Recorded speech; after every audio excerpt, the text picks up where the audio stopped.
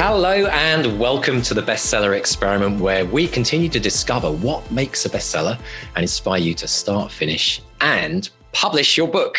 I'm Mark DeVoe. And I am Mark Stay. And a huge thank you to everyone who supports this podcast, to our patrons, to our BXP members, and to our academates, and to you, our listeners. Without you folks, it simply wouldn't be worth doing. So welcome, one and all, and a huge thank you. Mr. D, how are you today, sir? I'm doing absolutely lovely. I always get really lifted this time of year with spring. I don't know what it is, but something about when it's a new cycle of life and we come out of hibernation and we start realizing just how much work there is to do in the garden. And then you start getting really stressed about the weed. No, but I love it. I love this time of year. I feel slightly sad to come out of winter because it's that lovely kind of time when we're meant to be hibernating. But how about you? Yeah, well, since we moved to the country as well, because I'm very lucky, my writing desk looks right out to the garden. We've got a little bird box there where a family of blue tits go in and out every year, which is wonderful. And you see them darting about. I get a robin that comes right by my window. And I've become a lot more attuned to the changing of the seasons, man. And it's interesting. Right. It's something you see. It's something you see in the Witches of Woodville books as well. I do a nature pass. It's one of the drafts that I do. I go through and make sure I make a list of things that happen. So the books at the moment, one's set in June, one's set in July, one's set in August. They follow each other. And so I sort of rummage through gardening books and things and look at what's happening and what nature is out there. And so, brilliant. And things that I see, so I do a little nature pass. It's speaking as someone who grew up in the concrete jungle of Hornsey, it's become quite a change for me. So it's a nice thing, a very nice thing. It's kind of interesting because I've moved from England to Canada, where our biggest problem were foxes and rabbits. Bears. And I sit in my studio in my garden. I'm getting very, very blessed to be in this beautiful space, mountains and ocean and all this. Sorry, I don't want to. But you know what? The biggest problem I have, apart from you heard on the episode where I talked about a bear came running past my studio, which absolutely freaked me out whilst I was on the phone to someone coaching. But my biggest challenge right now is I spent all last year fixing these tiny little holes in our deer fencing. Because deer, bless them, beautiful creatures, but over here, they're everywhere and they eat everything, and they can jump over like incredible fences. So the little rabbits chew a hole through the deer fencing, and then the baby deer get through the hole and make it bigger, so the mummy and daddy deer can come in and then fill their boots. So the funny thing is, I'm doing these podcasts with you and I'm coaching people, and I'm looking out the window. And I see this deer in the back garden and I'm like, no! And I want to kind of like stop the call and like chase this thing out the garden. I've literally been chasing deer around. It's the most hilarious thing. No, they're vandals. They're vandals. Bambi was alive. Beautiful. Bambi was the villain. I know that it's my fault that I'm pretending that I own this piece of beautiful land and it's mine and I've put a fence around it and I own it because I have a flag. I know it's BS. I know that we're in their space and I should be just lucky that they come and grace their presence. But it's still a pain in the butt when you've just planted all your seedlings and they're just sitting there with their little kind of fluffy bum pointing at you whilst you're doing a podcast and they're eating your bloody veggies and you can't run off and get them. Well, Claire's become an expert rat catcher. She has this humane rat trap. Okay, and she'll put some peanut butter in there. They love that. They go. They love a bit of peanut butter. Yes, yeah. And then she'll drive them 5 miles up the road and drop them off in a lay-by. Brilliant. And then next day another one. Yeah, I know. That's a job for life, isn't it? But rats. You got to love the rats. Welcome to the Rat Podcast. The Nature's Experiment Podcast. We're not going to talk about writing at all today. We're going to talk about all of our first world problems. And it's to anyone who loves nature. I always think back to a little tip that I heard of someone who goes out into nature to write their book by transcribing it and using all the sounds of nature and all the things they see to bring the incredible kind of descriptions of what's out in the world. So that's the link, Mark. Get out into nature to really fill up the kind of context of your book and bring people into that world that you create. It's wonderful stuff. But we have the story to top all stories today, Mr. Stay. I do think this is one of the most incredible stories we've ever had on this podcast. This is, I mean, when we got the email from the author, and I thought, oh, that looks interesting. And I sort of, it's one of these things when the email, if it comes in at night, and especially if it comes from the States or wherever, it usually turns up at night. I think, oh, that's interesting. I'll read that in the morning. And then you messaged me about 10 minutes later, said, have you read this? Yeah. Click on the link. I went and did some delving. Yeah. Unbelievable. It is a Hollywood story in itself, isn't it, really? It is, yes. We're going to the movies today. Which is a treat because I've been working really hard on new courses for the Academy as well. So it's good to take a break. But we're speaking to the author, D. Eric Maikranz. Eric has had an incredible career up till now. He's been a foreign correspondent in Rome. He's translated for relief doctors in Nicaragua during a cholera epidemic. He was once forcibly expelled from the nation of Laos. Well, we've all been there, haven't we? He's worked as a tour guide, a radio host, a bouncer, and as a Silicon Valley software executive. But his first novel, The Reincarnationist Papers, has been adapted into the Paramount Pictures movie Infinite, which stars, now sit down, listen to this cast, okay, right. Mark Wahlberg, Rupert Friend, Jason Mantzoukas, Chiwetel Ejiofor, Toby Jones, okay, so many of my favourite actors are in there, and directed by none other than Antoine Fuqua, who made Training Day, which, as I say in the interview, is a bona fide classic. He's also did The Equalizer, the Magnificent Seven remake, which I loved. The film Infinite, based on Eric's book, is coming September 24th, 2021, COVID permitting. His novel, Oprah magazine, said it's on Oprah's list of the books to read in 2021 before they're the most popular movies. And that's a mouthful, that list. But that gives you an idea. That's the list we all want to be on, though, right? Yeah, exactly. Read it before the movie comes out so you can be one of the cool kids. Now, this is an inspirational story. And that's just the tip of the iceberg because Eric did something extraordinary to get his book on the big screen. But more of that in the interview. Shall we jump in? Absolutely, folks. Strap in your seatbelts, make a cup of tea or maybe something stronger and have a listen to this. This is me and Mark having a chat with the wonderful Eric Maikranz. Eric Maikranz, welcome to the Bestseller Experiment. How are you today, sir? I'm well. Thank you, Mark. And thank you, Mark, for having me. Our absolute pleasure.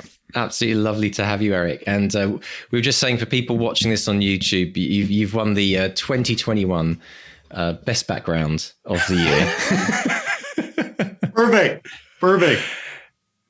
Excellent stuff. So Eric, welcome to the podcast. We have been chatting about you offline, and you have the most incredible story, which I think we have heard in terms of one of the biggest dreams that people have when it comes to writing a book, and that is having it turned into a movie. But tell us about the story. Let's just hear the story from the beginning because it's absolutely mind-blowing.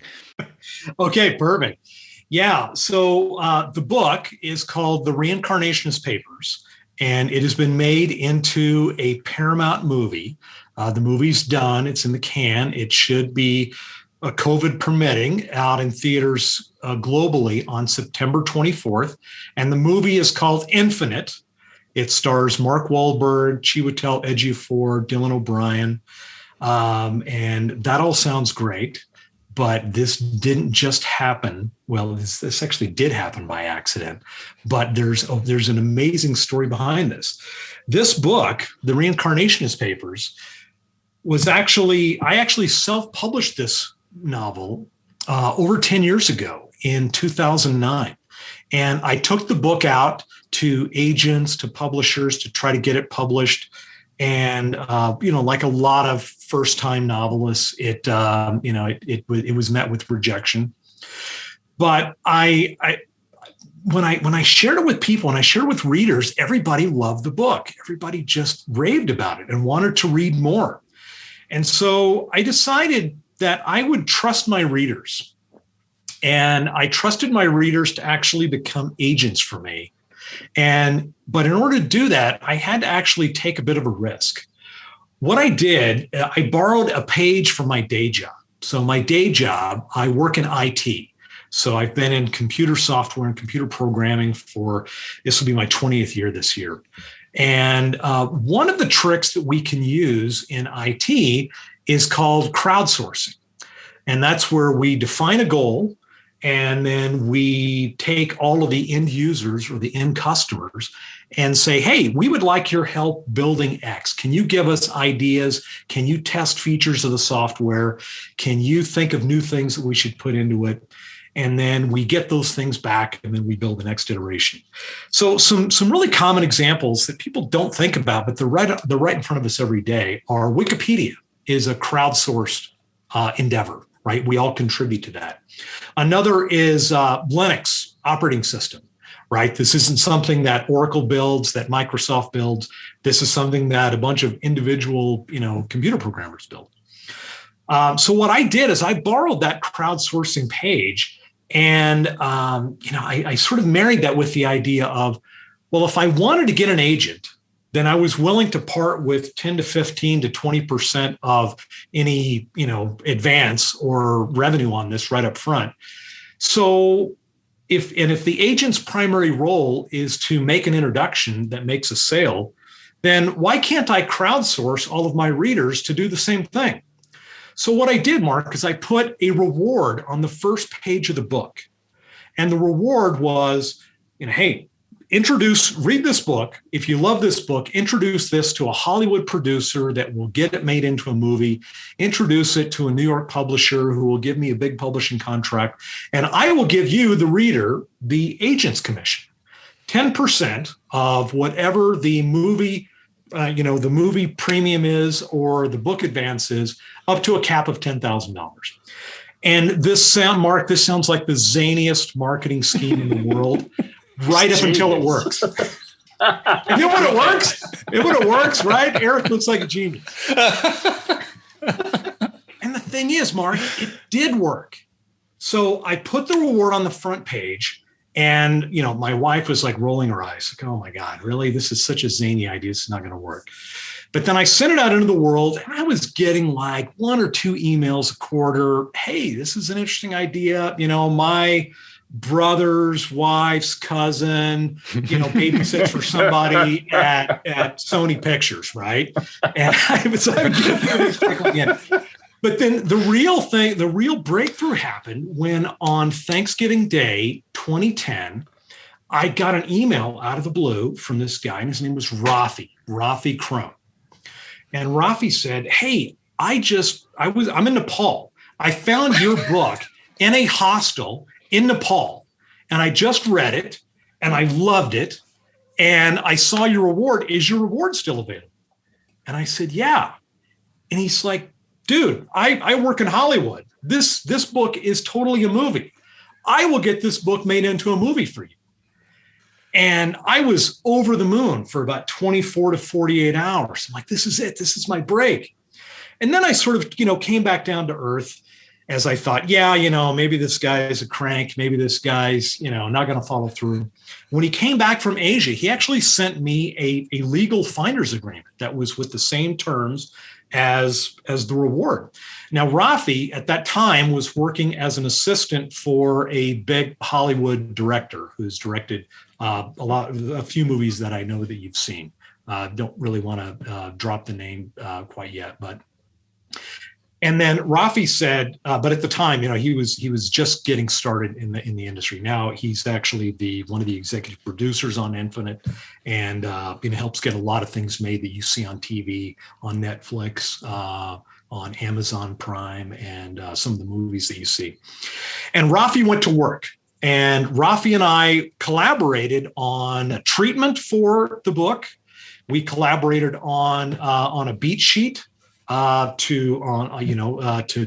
sort of pitch studios. He took it out to Imagine Entertainment. He took it out to a couple of other studios. He took it to he took it to Crackle early on, but when Crackle was just getting started. And, these projects would sort of start a little bit and then they would fade away. And then eventually Rafi, 4 years later, got my first option with Bellevue Productions. And Bellevue hired a screenwriter to write an adaptation of it. His name is Ian Shore. He and I have subsequently become friends. And then Bellevue Productions took Ian Shore's Infinite screenplay out to Paramount, Sony, Universal, Warner, all the big studios. And Paramount came back same day and bought it in a preemptive bid, like right after lunch. Wow. And then boom. So that's the story. So it's this zany idea of putting a reward in the book, crowdsourcing your readers into an army of agents, of which you only need one to be successful.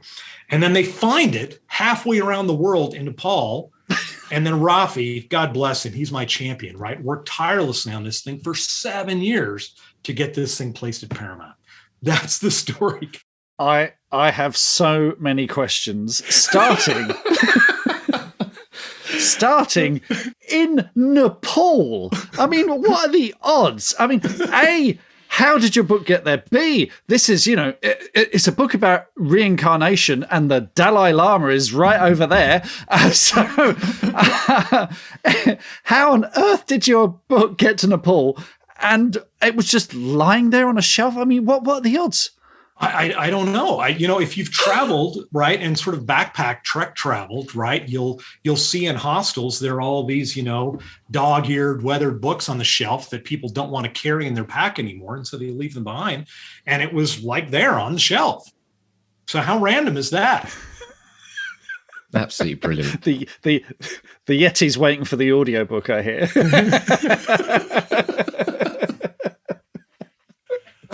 Yeah. What was the moment? Because it was obviously it sounded like a long time before you actually kind of had someone like where Rafi showed up. And what was that moment when you actually realized this was for real? Because obviously I realized, you said that you weren't 100% certain when you first showed up, but when you actually realized this, was there a kind of a moment where you had to stand back from this all and think, I can't believe this has actually happened?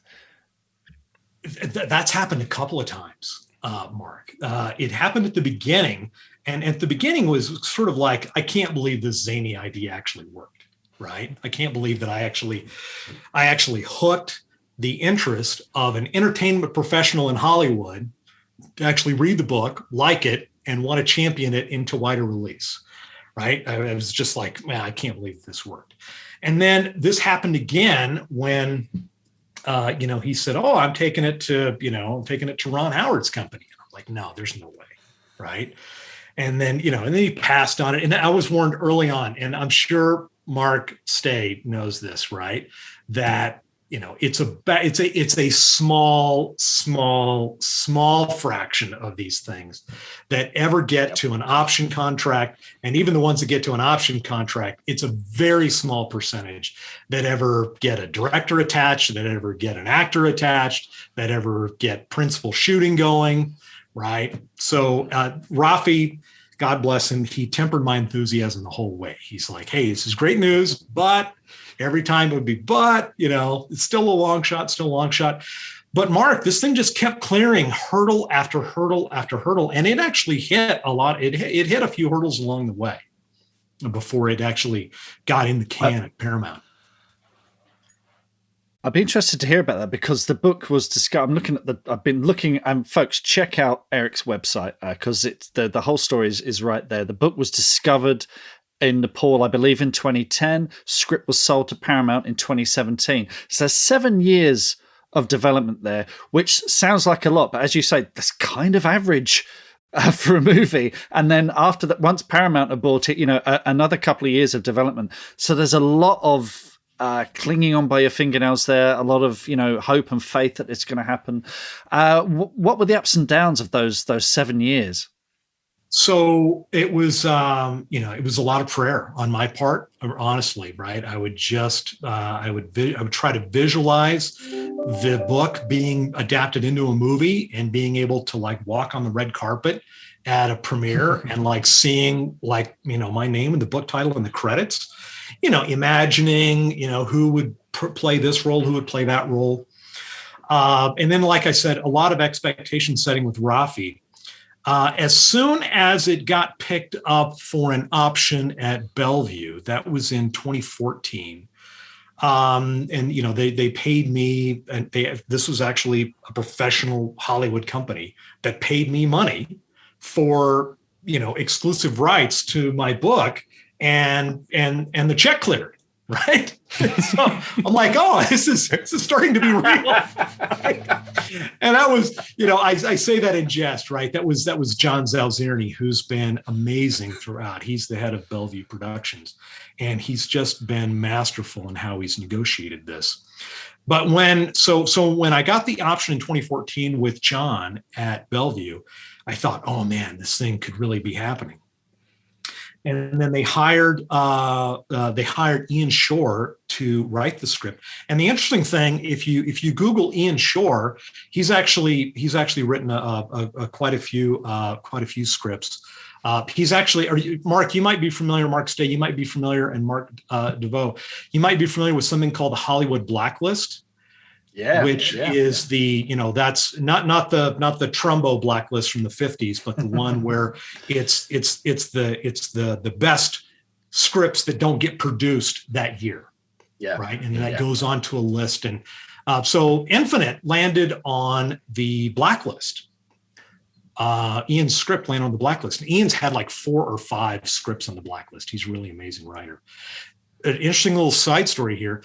Ian was actually on the short list of people to adapt the Reincarnationist Papers when it was at one of the studios previously, and when the project fell through. So Ian felt like he got a second bite at the apple and he loved the book. And so he jumped on it the second time, and he's like, absolutely, I could nail this as a movie. And he took it and did it.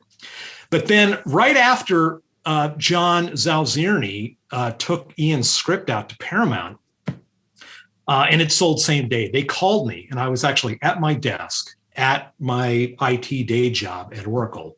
And they said, hey, by the way, they're going to, we sold it to Paramount. It looks like they want to make this movie. And it was just like, I remember I was on a conference call, but I wasn't speaking. I was listening. I had to put the conference call on hold because I knew on my cell phone, right, that it would be John. And so I took the message, and he's like, hey, we did it. We sold it to Paramount. And I looked around at my office, and I'm like, what the hell am I doing here? What am I doing here, right? I need to just hang up the phone, close the door, take my files, go home, and start hammering out the next books in the series. But the thing is, this was sort of this was a height, but then it hit a hurdle right after that because Paramount had an executive change at that time. They brought in a new CEO, and the new CEO said, oh, I want totally new ideas for everything that we had lined up. And so Infinite went right on the shelf. And John told me, and he's like, hey, these bad things happen to us, right? Doesn't look like it's going to happen. But then Lorenzo de Bonaventura, the Hollywood producer, who's actually the producer on Infinite, has a partnership with Paramount, I think. I think this is how this happened. I heard one version from John Zalzirny, another version from Lorenzo, and I met him when I went on set to see the movie being shot. And Lorenzo said that he brought in Antoine Fuqua to pitch him on the next G.I. Joe movie in that franchise. And Antoine Fuqua, right, famous for Training Day, the Equalizer movies, fantastic director. I just love his direction. I'll watch anything. Brilliant director. Training Day is a genuine bona fide classic. It is such a classic, and I think the first Equalizer movie is too. The way that he and Denzel just sort of bring that character up to a boil through the first act, where there's hardly any violence in the first 25 minutes of the movie. It's all character development, which is so rare in a good action flick. It really makes you care about the guy. But anyway, Lorenzo brought in Antoine to pitch him on this movie. And the way that I heard it is that Antoine said, hey, yeah, that's interesting. That's really great. But you and Paramount have this other movie on the shelf called Infinite that I would really be interested in, about reincarnation. And so Antoine, because he'd seen her on the Blacklist and ostensibly read Ian's script, basically resurrected the thing and took the thing off of the shelf at Paramount. And then with Lorenzo's backing, they got it going. And then my emotions were back on the rise again. We were going to have Chris Evans of Captain America fame in the lead role, and he was going to play my lead character. And then he bailed out, and the project went way sideways. And they're like, "Hey, we almost made it, kid. Right? It's not your night." And then Mark Wahlberg stepped in, and then it was a movie again. And then from there, they started filming in 2019. Thank God they got principal filming done before COVID hit. But then there were COVID delays with some of the post-production work. And so the movie was supposed to be out August 7th, 2020. That got delayed. It was supposed to be out on May 28th, 2021. That's got delayed. Now it's going to be out, God willing, on September 24th, 2021. So, Mark, long answer, but there's a lot of emotion, a lot of roller coaster ride in that for me. It's not for the faint of heart, is it, Eric? I was going to say, if there was a definition of someone being put through the ringer, yeah, you would be Eric. That's, I know, quite phenomenal. But if it wasn't for the Rafi Crones, the John Zalziernis, the Ian Shores, the Hollywood professionals that really believed in this story, it could have failed at any point along those curves, but didn't. Yeah. Let's talk about the story, because the fact that it has made it to this point is testament to how good the story is. And I'm really interested to hear about your journey with writing the book, because before writing this book, am I correct in that you'd written a couple of travel guides? Yeah, I'd written a couple of travel guides. I'd written for a newspaper here in the U.S., the Denver Post. I'd done book reviews for them. And I moved to Europe. I lived in Rome for 2 years. And when I was living in Rome, I was working as a tour guide, and I would do some foreign corresponding for newswires in the U.S. and newspapers in the U.S. But it was there that I actually ran into someone who wrote guidebooks for this publisher for cities in Germany. And they said, "Hey, you'd be perfect to write about Rome and Venice." So I wrote guidebooks for Rome and Venice for a publisher out of Singapore, and that was how I actually really started writing, Mark. And then what led you to want to write the book? Because it's always been a dream of yours to want to write a novel.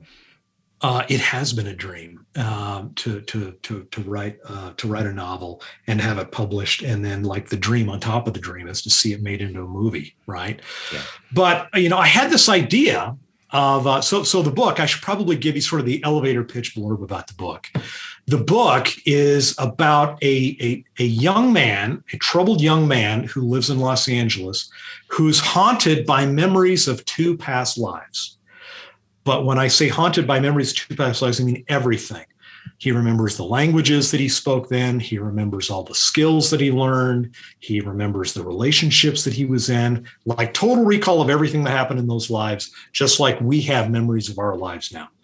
Now, he thinks that he's actually very unique because of this condition, until he accidentally stumbles upon another woman who's exactly like him. And then she sort of throws his world on edge because she introduces him into a secret society of others like them, of 28 people who have formed this secret society where they associate with one another over and over again, lifetime after lifetime. And these guys have been sort of secret drivers of history, working towards some goal that we're not quite clear about yet. It's such a great high concept idea. Immediately I'm thinking it's Jason Bourne meets the Da Vinci Code. And you even mentioned Total Recall there as well. Right.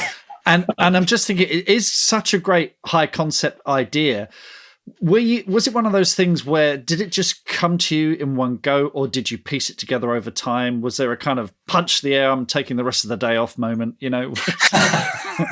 So it was a combination of two things with like a little sprinkling of a third thing in the end.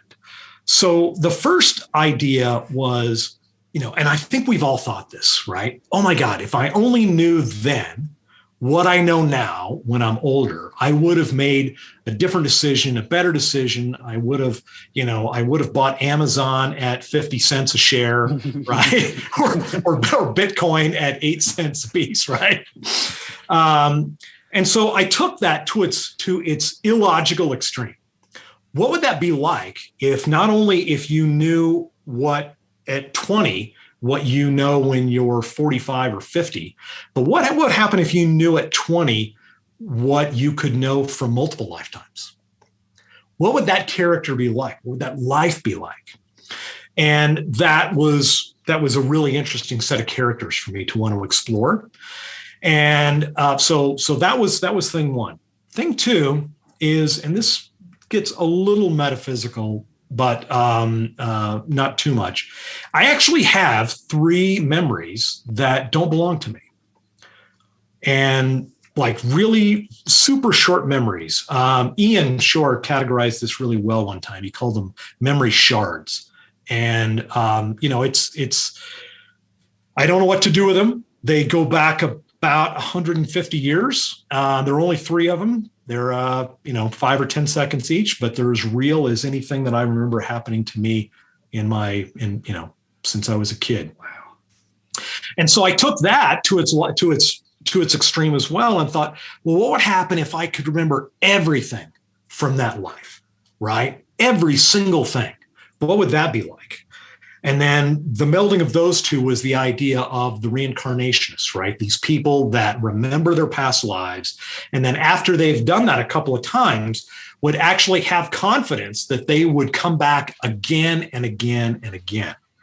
Now, that confidence is actually critical because that actually removes a lot of their moral boundaries and a lot of their boundaries around physical danger. Because if you knew that you would come back again, you wouldn't worry about skydiving. You wouldn't worry about bungee jumping, right? You wouldn't worry about Mexican drug cartels because you would be shot or killed or, your parachute doesn't open.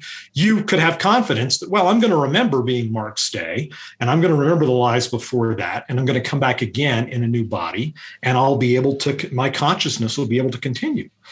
So it actually allows them to take more risk than normal characters, but in a realistic sense. And then also it allows them to have like the most libertine of lifestyles because there's really no consequence for anything that they would do that could go wrong in this life. It's absolutely fascinating, Eric, because, for fans of this podcast that have been with us from day one, they'll know that I like to live in this world. No matter physical. You don't have to make any apologies when you're around us. But what I find really fascinating is when we always talk about taking from your own experience, put your own life experiences into your characters. And the fact that you've had these kind of 3 memories that don't belong to you. And the fact that you're kind of willing to kind of look into the idea of past lives. And I know many people, and myself included, I've done past life regressions because I'm just fascinated to see what it's all about. But it kind of opens up your writing world so much more, doesn't it? Because it's real. It can be more real to you because you're asking these questions from a personal place, not just a kind of an interesting concept.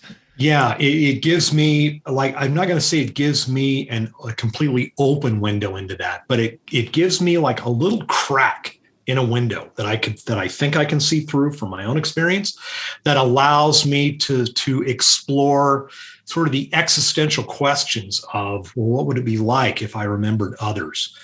Am I the same person as the last 2 people that I remember? Or am I a new person that's remembering these legacy personalities? And then you're right. This actually becomes, in a way, really super fun to write because I get to develop these characters over multiple lifetimes.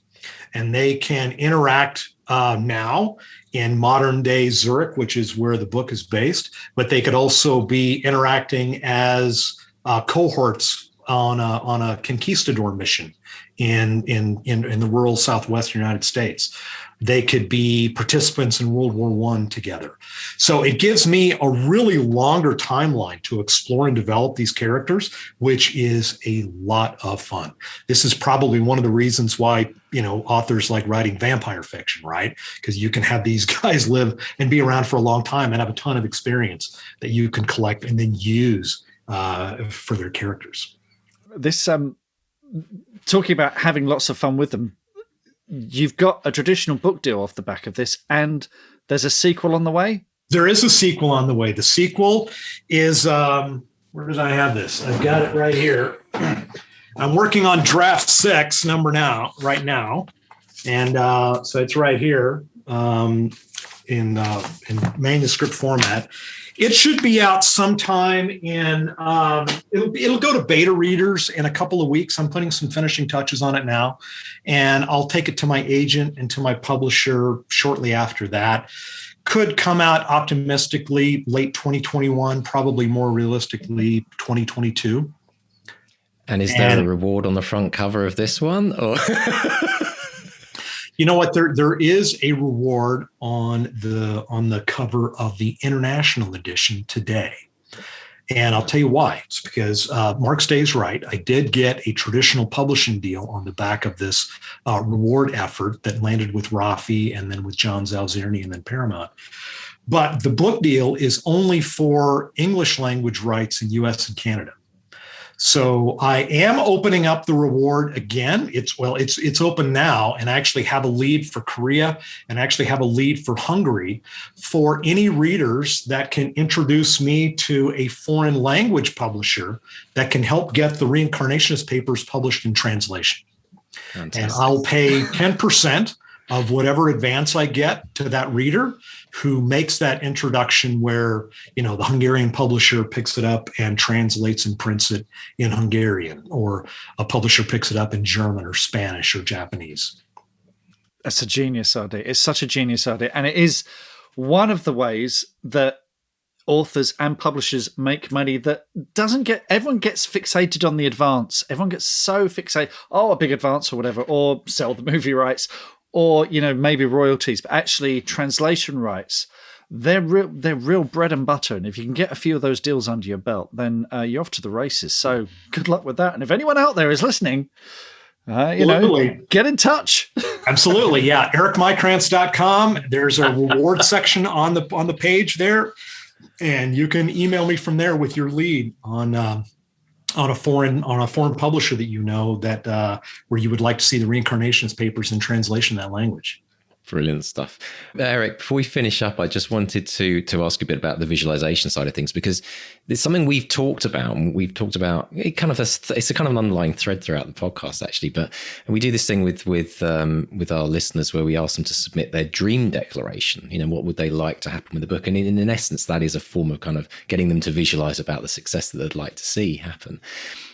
In terms of your own kind of experiences with that, obviously this is an incredible example of where you kind of imagined something and you almost played the movie in your head before the movie happened. Have you experienced this in other areas of your life as well? Is this because often I find people have this thread where they can point to kind of flashpoint moments where things just suddenly come together? Absolutely. And this is actually one of the most common things that I do.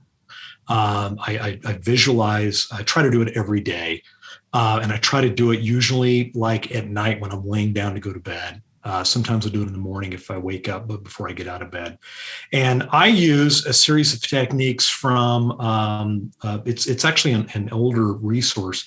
A gentleman by the name of Neville Goddard. And he, you're nodding your head. Yeah. He's his major thesis in this is that feeling is the secret.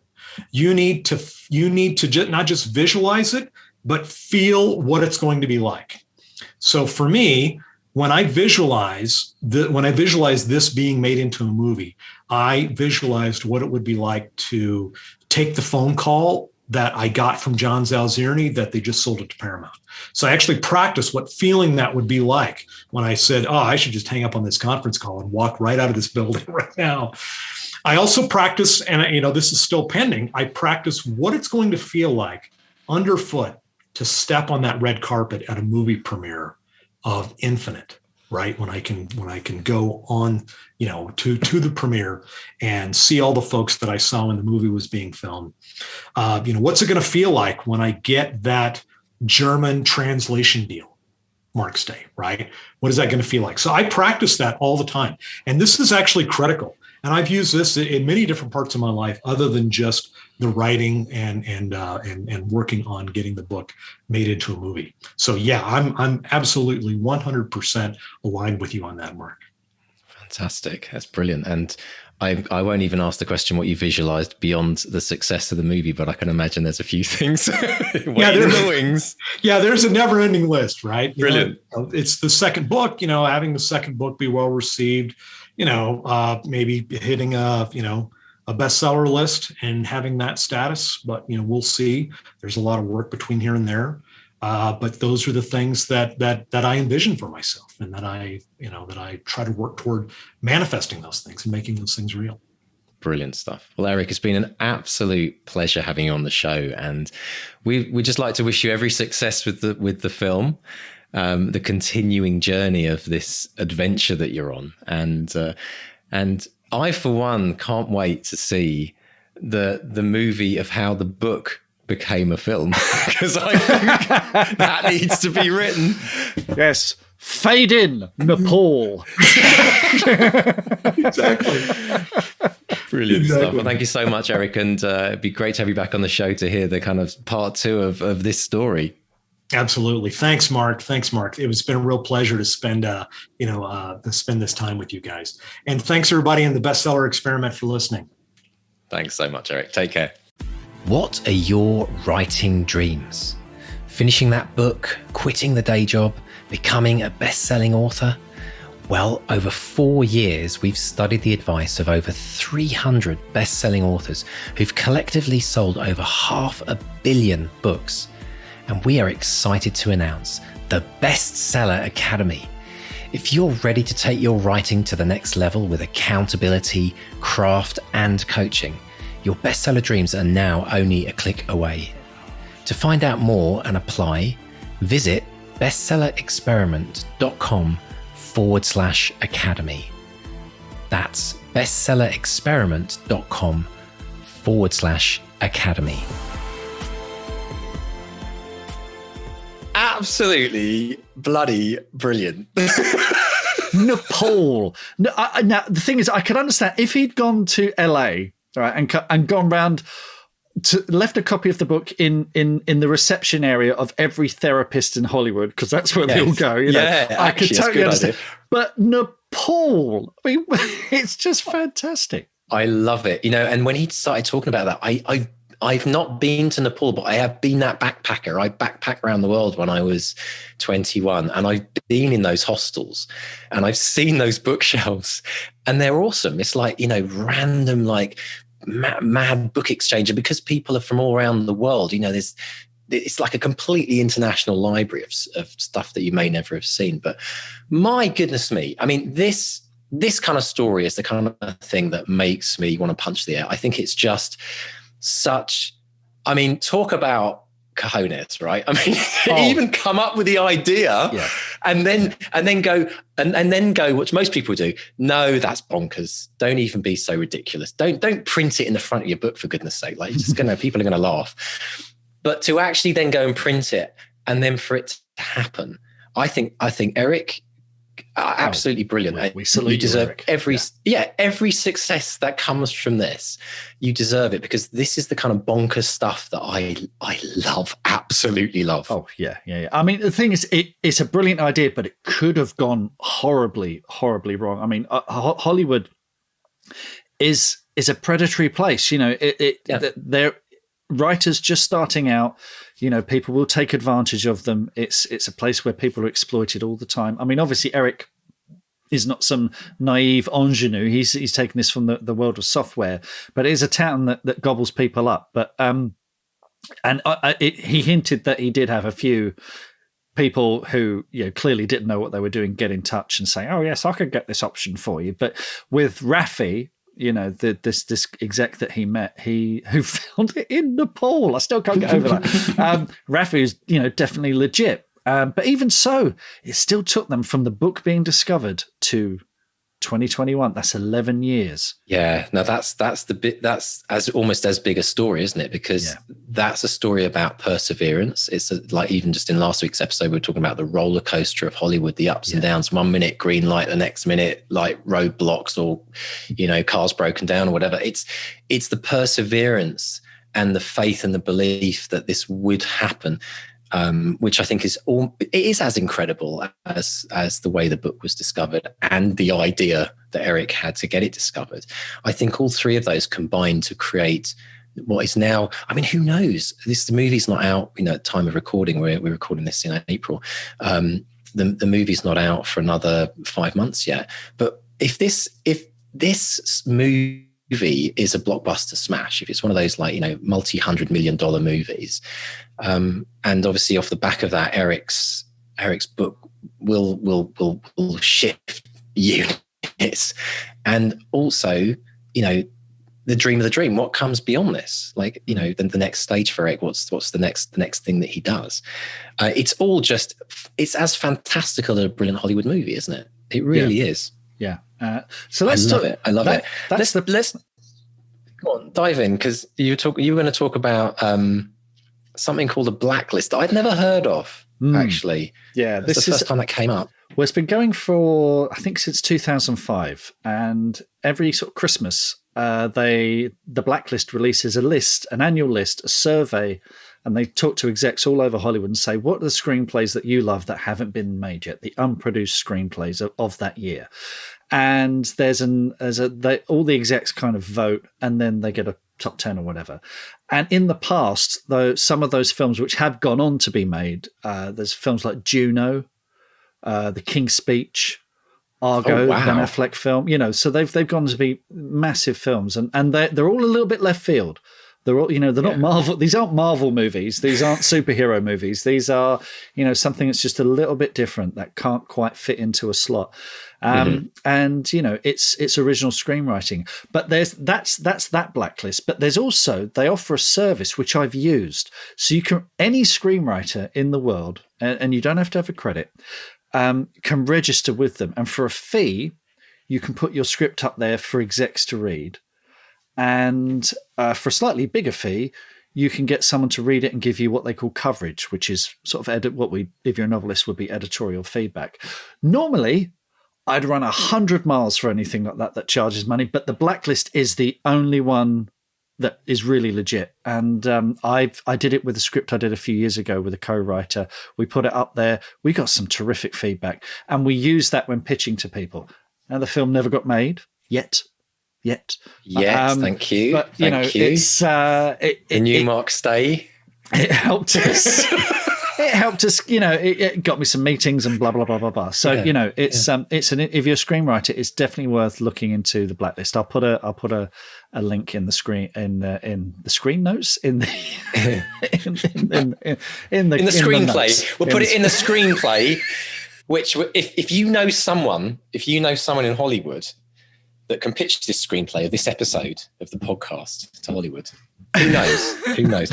But the other thing that I love, Mark, about, I got to this moment where okay, Eric's my tribe. I love Eric. He's totally all in on this. Started talking about visualization, and I make no bones about where I come from in this world. I love that kind of stuff. It's what I did. Do I mention it? I actually visualized playing Glastonbury before all that happened. So I firmly believe that there is a very powerful thing that happens. But I love the fact that he really went into details. I actually coach a lot of this visualization. It's a whole series of a podcast, but the general idea is if you can really start to imagine the movie in your head and be in, as if you're the cameraman filming the movie and imagining that red carpet, or looking out of your own eyes and imagining what it'd be like to walk down that red carpet, to go into the cinema, to take your seat for the opening credits of your Hollywood movie to come on. That's where the real power of this technique comes. And although it's steeped in what a lot of people would say, oh, it's all kind of like spiritual, kind of like weird stuff that some people don't buy into. But actually, the place I learned it was when I was in my teens, and I was actually a pretty good athlete when I was younger, and I got to like the national UK finals for like long jump and triple jump, and I was in a training group. And there were 6 of us. And one of the guys in the training group was the silver medalist of the high jump in the Olympics, Dalton Grant. And I was in this incredible group. And my coach was an Olympic coach. He went with Dalton to all of the Olympic Games. And he taught me about visualization. I mean, this is an Olympic coach. It wasn't any like, right, let's all sit down with joss sticks and cross our legs and meditate. This was like, you want to be an Olympic champion, you need to learn how to visualize. And everyone's seen it. Everyone's seen that lineup of the 100 meters, the Olympic 100 meters. And they stay, they're announcing each one of the runners, Usain Bolt, et cetera, et cetera. But you look at some of them and you look in their eyes, and what they're doing is they're actually running the race. Yeah. Now, it really works well for 100 meters. Is a bit of a shag for the marathon. You're not going to win the marathon. You're going to have to turn up bloody early if you're going to visualize the marathon from start to finish. But the 100 meters is a great example of how you can you literally see yourself and you imagine how you're going to imagine yourself winning the race and the power. And it does something physiologically. It prepares the brain to then do the thing that you want to achieve. And I'm thinking, why can't this be used in writing a book? Well, I know you and many of the listeners will be expecting me to say, what a load of old toot and woo-woo, but I do this too. Hey! And I've never had a name for it, but I do think about stepping on the red carpet, stepping into the premiere, going on set. I mean, people in interviews, and I've been interviewed many times, and we've done this. We've said to people, "Oh, I bet you can't have imagined what that moment was like," and I've had to stop myself, going, "Yeah, actually, I could," because it sounds really arrogant. But actually, yeah, no, I did, because when we did pickups at Pinewood Studios for Robot Overlords, and it was a wonderful pinch me moment. I'm standing on a soundstage on Pinewood Studios and they're shooting my film, okay? Yeah. But there was a part, and I was with our friend Jeremy, because he was shooting the behind the scenes stuff, and we'd been writing since we were teenagers, and I said to him, what would our teenage selves think of this? And I said, what took you so long? Because I've been having that dream. I've been visualizing being on a set with a blue screen, being on a set with a science fiction props and actors and Ben Kingsley and Gillian Anderson. I've been visualizing those kind of moments. For me, it's daydreaming. But it's daydreaming. That's the word. Yeah, daydreaming. But I can see it. And you can smell it, and you get textures, and you kind of think, yeah, I can see this happen. I can imagine going into a bookshop and talking to people about my book. I can imagine having lunch with a publisher or an agent. And, you have to know what because growing up, I read The Close Encounters Diary, The Jaws log, all of those books about making of movies. As soon as I realized when I was a kid, there was someone called George Lucas who made Star Wars. It didn't just appear on the screen. People sat down and wrote these things and gathered together and made these movies. I thought, oh, maybe I could do that, and it seemed like, I talked about this in the last episode. My parents were cleaners. I didn't know I might well have wanted to join NASA and go to Mars, so for all the reality of it. But I thought it was little things. You start to realize these are real people. My uncle, who had a store in the East Lane in Woolwich, he knew a stuntman called Nosha Powell, who also was an actor as well. And he's one of those guys you see name. And you know him. Yeah, he's brilliant. And it's like, and Nosha Powell. And my uncle said, oh yeah, he was one of the stormtroopers in Star Wars. So suddenly you've got 1 degree closer to that dream. It's world. Like, okay, so my uncle knows someone who was in that film. So suddenly it's not a dream anymore. It's kind of, I know someone who knows someone. So if you're listening to this podcast here and you're thinking, I don't know anyone in the movies, you know me. You now know me. and you know where to get me, and you can drop me a line and I can give you advice, and, you know, we can chat or whatever, you know. So it's that thing floodgates open. Well, you know. But no, I mean, that's what it's about, though, because people have done that for you, and it's paying it forward, isn't it? Exactly. Absolutely. Exactly. You know, it's such an important thing. I mean, there's a couple of things here. I coach on visualization in the academy. This is something you're interested in, you want to go deeper. This is all about the inner game of writing. This is where we take things to a completely different level. And really, you're right, Mark. It's daydreaming on one level, and we are amazing at that as children. I mean, who didn't sit in class and daydream all day long, really? I mean, we imagined as kids, we could imagine ourselves being astronauts. We could imagine ourselves doing the most incredible things. That kind of gets knocked out of us as we start to get kind of ground down by the mortgages of life. And I think what's so important that, you know, we remember that as writers, if we want to be great writers, we have to visualize a great story. It starts actually in your story. You don't create a character it doesn't just show up and it happens and you go, oh, where did he? You have to imagine him first, or her. You have to imagine who they are. You're imagining it. Even if it's a split second before you write their name down on paper, you have to think of it before you write it. Sometimes we think it's like instantaneous. Well, there's always a millisecond even, but the point is that we visualize our stories. So why can't we visualize our success as an author? Why should we not allow ourselves that magic that we put into our characters and allow that magic into our own life? For some reason, we have this kind of sense that we have to keep it all on the page, but we're not allowed any of that. But I know, and I speak from the heart here, every single thing that's amazing that's happened in my life and I've seen happen in other people's life was something that they visualized prior to it. And there's a scientific reason, which is around the idea of, I could go really deep into this. I won't, because that's the point of the academy. Come into the academy. But it's linked to, crazily enough, it's linked to fire drills at school. It's linked to muscle memory. It's linked to this, the most important thing, which is unless you can first imagine it, you can't create it.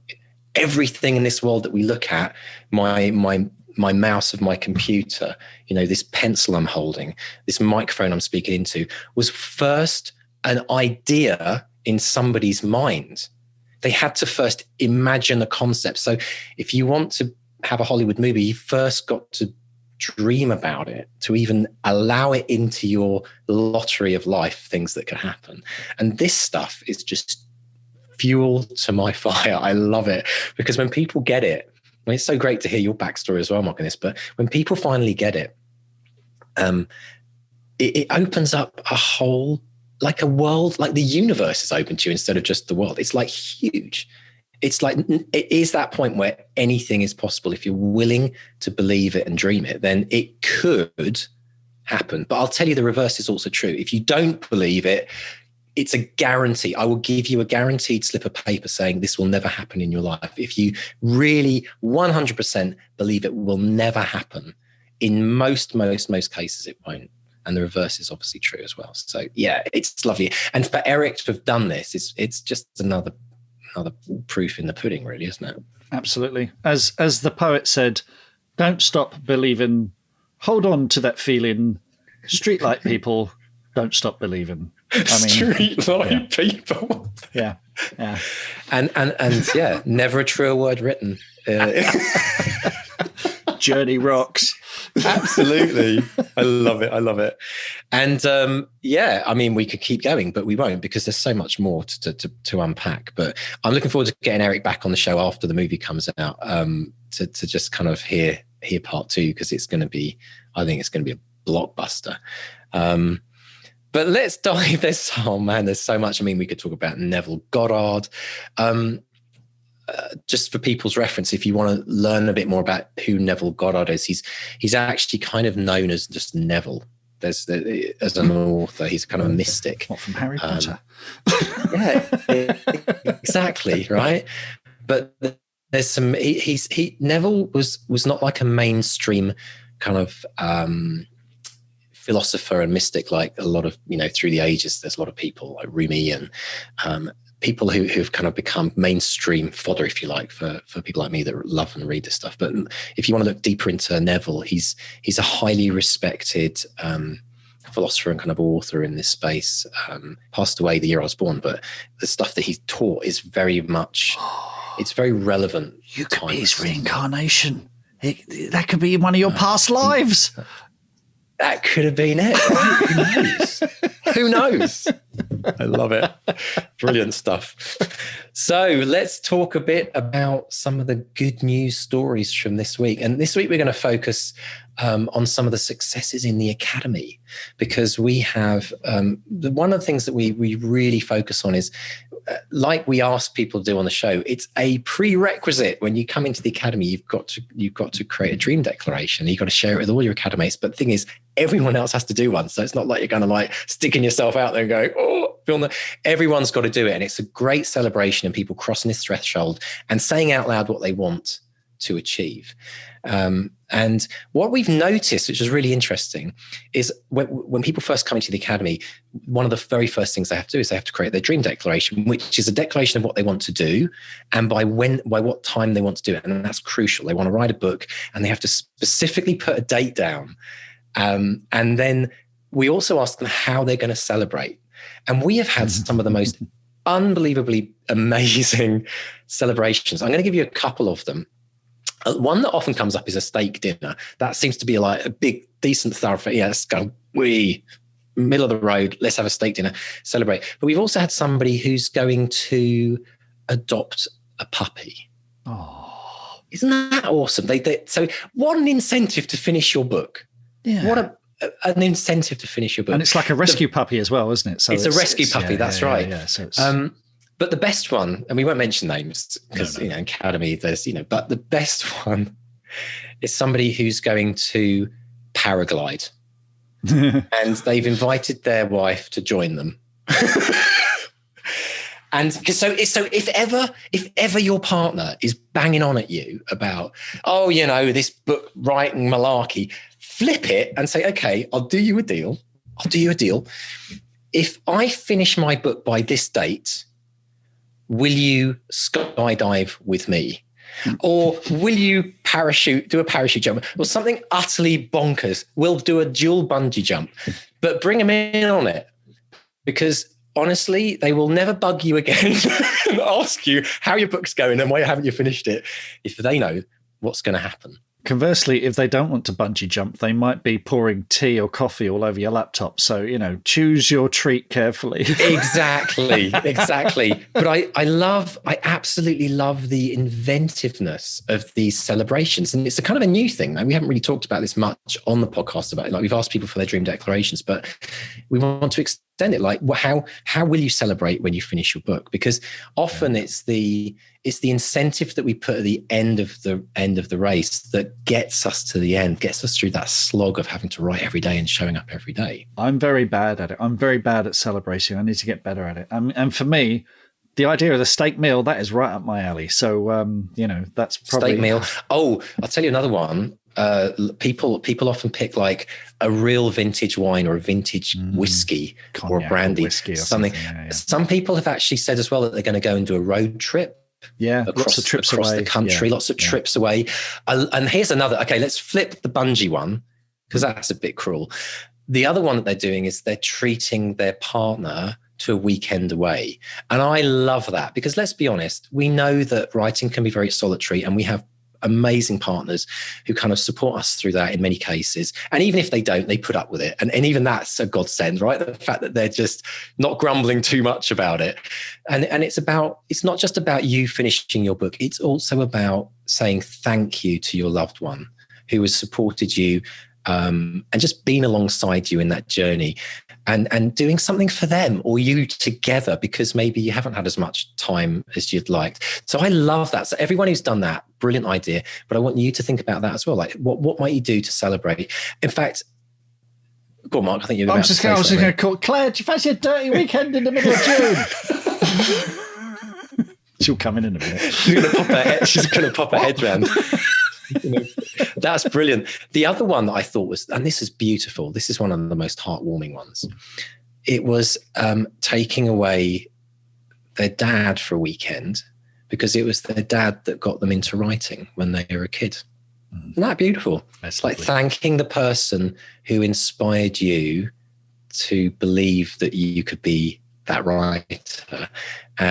So for some people, that might be a school teacher that you haven't connected with for 10 years. What might you do for that school teacher? What might you send them as a thank you, or a letter that you write to them? Maybe that's the gift that you give them and the thing that you do when you finish your book, or send them a copy of it. If George Lucas wants a weekend away with me at the Skywalker Ranch, I'm going to visualize that now. I'm up for that. I'm up for that, George. Let's make putting it out there. Yeah. You just have, Mark. You just put it out into the universe. I love it.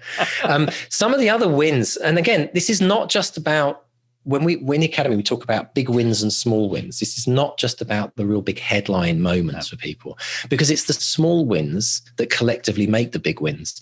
So we have small wins such as, academates who get back into writing after a month off the wagon, right? I mean, that's okay. But it's a win that you get back on. It's a win if you hit certain milestones in your novel. It's not all about just getting to the end, although that's the ultimate destination. But it's finishing your first page, finishing your first chapter, writing your first line of your book. Huge. I mean, it's suddenly real. You brought this into the world. If this is your first time in the game, if this is the first book that you're writing, all of these, you've got to celebrate each and every one of these. Yeah. And each one is, we talk about the roadmap in the Academy. This is what it's all about. It's getting you to, down the yellow brick road, down to Oz, and finishing. First drafts, second drafts. Yeah. One academy launched their website today. Massive. That's that moment where you, oh my gosh, I'm actually an author. Another one that I said in the coaching recently, Marcus, I said to people, next time you fill out one of those forms and it asks you for your occupation, I dare you to write the words author. And I tell you, so many people have done it, and so many people literally went, I did it. And I can't believe I did it. But man, it feels different now that I've said that out loud, that I've written it on or I've said to a friend when they say, well, you meet someone, what do you do for a living? Actually, I write, I'm an author. Even if you haven't got a book out, I'm an author. You're stepping into that world and declaring that's what you want to be. So if you love this kind of stuff, if you want to get more of this is what we do in the Academy. It's not just the inner gamer music, the stuff that I coach. It's about the craft, which is what Mark coaches. So you get the combination of those two things that we believe are the most important things to be working on as an author. So academy.bestsellerexperiment.com. We're getting closer to a new launch. Get your application in now. Get on the waiting list. It's first come, first serve, folks. And we do sell out. We've sold out twice before. So really do make that commitment today. If you want to do this, get on board. It's the most incredible place and you'll love it. Absolutely. Do it, folks. Do it. So get in touch with us. Get in touch. Pop along to bestsellerexperiment.com. There's a contact us tab there. You can drop us a line via email. We read them all. We get back to you. Find us on social media. We're Bestseller Experiment on Facebook, and on Twitter and Instagram, we are at BestsellerXP. Excellent stuff. And thank you to everyone who listens to this show. And welcome if you are a new first-time listener. We get new listeners every show. Thank you for showing up, and we hope you go back and maybe binge listen like many of our listeners do. Go back to episode 1 and start listening and listen to that crazy ride of that first year. And thank you for making this podcast possible. It's the reason Mark and I show up each time. So keep writing, keep living the dream, and most importantly, Mark, visualize how it's all going to pan out for you, because it works. Yep. And thank you to Eric as well for again, another incredible dose of inspiration for all of us here. So it's a goodbye from Mark 1. And a goodbye from Mark 2. Goodbye.